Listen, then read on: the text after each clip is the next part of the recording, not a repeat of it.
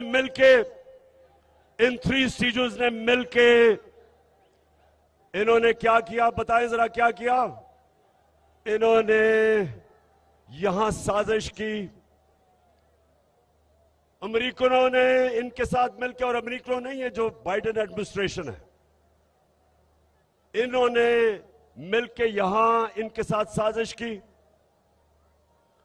इन्होंने हमारे लोगों को अमेरिकन एम्बेसी में बुलाया, उनको तैयार किया, और उसके बाद एक डोनाल्ड लू, एक अमेरिकी अंडर सेक्रेटरी, उसने बुला के हमारे एम्बेसडर को अमेरिका में कहा कि अगर आप इमरान खान को इस अदमे एतमाद में अगर इसको आपने जता दिया, यानी अगर ये अदमे एतमाद फेल हो गई इमरान खान के खिलाफ, तो पाकिस्तान के खिलाफ, पाकिस्तान को हम आइसोलेट करेंगे, इसके खिलाफ हम एक्शन लेंगे, धमकी दी।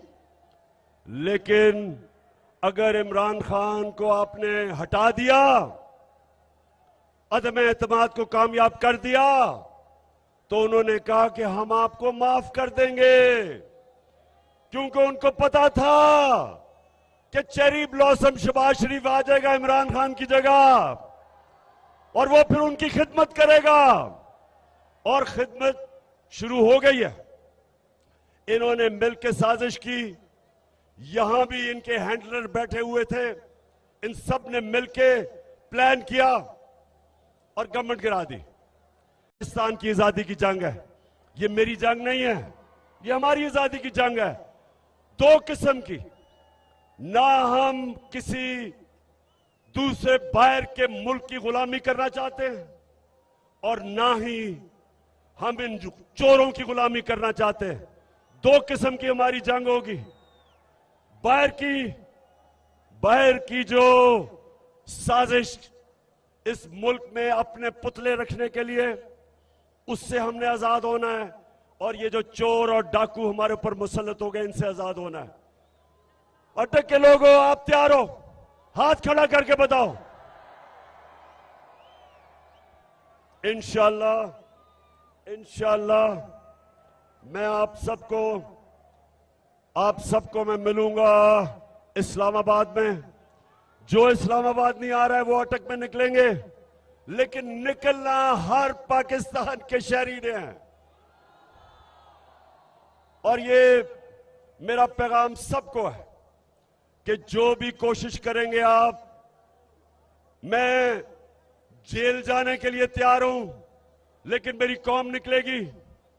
मैं अपनी जान की कुर्बानी देने के लिए तैयार हूं, लेकिन मैं किसी सूरत ना इन चोरों को मानूंगा, ना अमेरिका के गुलामों को मानूंगा।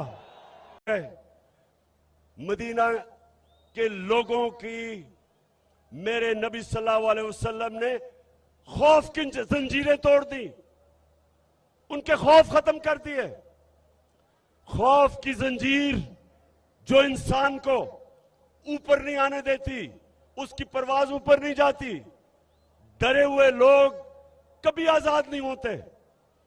जब उन्होंने उनकी खौफ की जंजीरें तोड़ी, वो लोग अजीम लोग बन गए। आपके सबको समझना चाहिए कि ये जो आप आजादी की, हमारी हकीकी आजादी की जो हमारी तहरीक है, अपने खौफ खत्म कर दे। तीन ही खौफ होते हैं इंसान को। मौत, इंसान को सबसे बड़ा खौफ होता है कि मुझे मार ना दे। अल्लाह का हुक्म है कि जिंदगी मौत अल्लाह के हाथ में है। दूसरा खौफ कि मुझे जलील ना कर दे, अल्लाह ने कहा कि इज्जत जिल्लत मेरे हाथ में है। और तीसरी, रिस्क, मेरी नौकरी ना चली जाए, मुझे नौकरी से ना निकाल दे, अल्लाह ने कहा हुआ है कि रिस्क मेरे हाथ में है। तो डर किस चीज का डर है आपको? इसलिए आपने सबने मेरे साथ निकलना है। और मैंने इंशाल्लाह, जब मैं आपको कॉल दूंगा, हम कभी इस्लामाबाद में जब तक ये इलेक्शन नहीं अनाउंस करेंगे, ये हमारी तहरीक जारी रहेगी, कोई पीछे नहीं हटेगा। सारी कौम को मैं आज दावत दे रहा हूं तहरीक इंसाफ को नहीं दावत दे रहा, अपनी कौम को दावत दे रहा हूं, पाकिस्तानियों को दावत दे रहा हूं, सारे अपने लोगों को, नौजवानों को, बच्चों को, फैमिलीज को, अपने सरकारी नौकर, अगर वो डरते हैं नौकरियां चली ना जाएं तो अपनी फैमिलीज को भेजना, हमारे पुलिस वाले, हमारे फौजी अपनी फैमिलीज भेजें, क्योंकि ये पाकिस्तान की आजादी की जंग है। ये किसी इंसान या किसी मुल्क के सामने हम सजदा नहीं करते। हम आजाद कौम हैं, हमारा कलमा हमें आजादी देता है, ला इलाहा इल्लल्लाह। मेरे अटक के नौजवानों और बुजुर्गों, और मैं आज खास तौर पे खराज तहसीन पेश करना चाहता हूं अपनी बहनों को, जो भरपूर तरीके से उन्होंने शिरकत की। ये जो मेरे पाकिस्तानियों, ये जो अब वक्त सामने आ रहा है, ये हमारी हकीकी आजादी की जंग है। और इसमें मैं सबसे पहले अपने दिलेर नौजवानों को कहता हूं कि आपकी सबसे बड़ी जिम्मेदारी है कि मेरे साथ इस अब जंग में शिरकत करेंगे। और उसके बाद मैं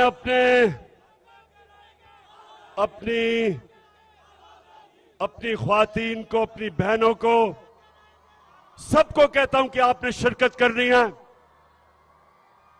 जिस तरह तहरीके पाकिस्तान में हमारी ख्वातीन ने शाना बशाना हमारे मर्दों के साथ उस तहरीक में शिरकत की, जो इनके केसेस के पीछे जाता है उनको जान का खतरा होता है।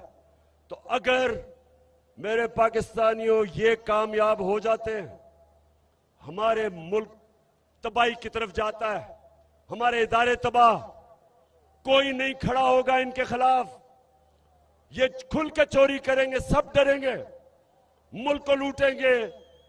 और इसीलिए मेरे नबी सल्लल्लाहु अलैहि वसल्लम ने कहा था कि बड़ी कौमें तबाह हुई तुम्हारे से पहले, जो सिर्फ छोटे चोरों को जेलों में डालती थी और बड़े बड़े डाकुओं को नहीं पकड़ सकती थी।